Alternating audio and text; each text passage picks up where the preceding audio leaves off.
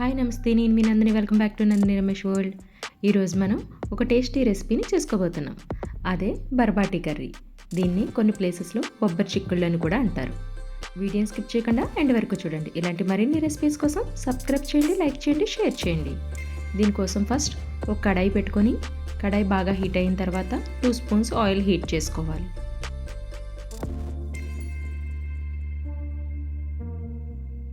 Oil బాగా heat అయిన తర్వాత కొంచెం పొట్టు తీసిన వెల్లుల్లి ఒక 10 రెమ్మల వరకు వేసుకోవాలి.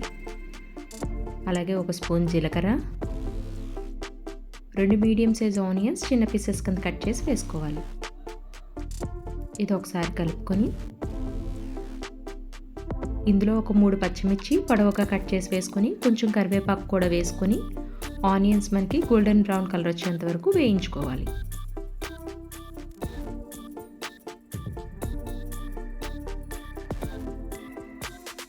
ఆనియన్స్ మొత్తం ఇలా వేగిపోయిన తర్వాత బొబ్బరి చిక్కులను చిన్న పీసెస్ కింద కట్ చేసి వేసుకోవాలి. మంటను హై ఫ్లేమ్లోనే ఉంచుకొని ఇది బాగా వేపుకోవాలి.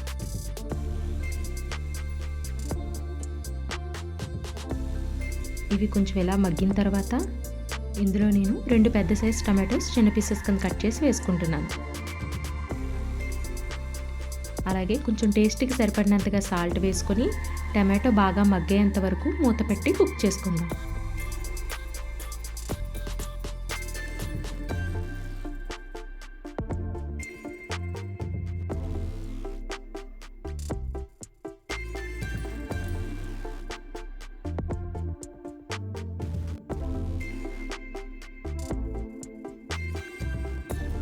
చూడండి, టమాటో మొత్తం మనకు బాగా మగ్గిపోయింది. ఇదంతా ఒకసారి ఇలా కలుపుకొని ఇందులో నేను 2 స్పూన్స్ కారం వేస్తున్నాను. ఇదంతా ఒక నిమిషం పాటు ఇలా కలుపుకొని ఇందులో ఒక గ్లాస్ వాటర్ యాడ్ చేసుకొని మంటను మీడియం ఫ్లేమ్లోనే ఉంచుకొని మగ్గించుకోవాలి.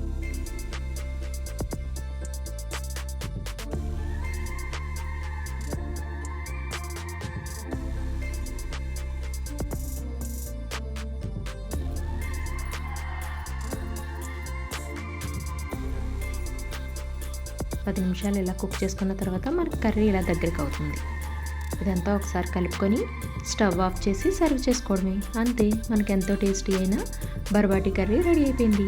ఈ రెసిపీ మీకు కూడా నచ్చితే మీరు కూడా ట్రై చేసి ఎలా వచ్చిందన్నది కామెంట్ చేయండి.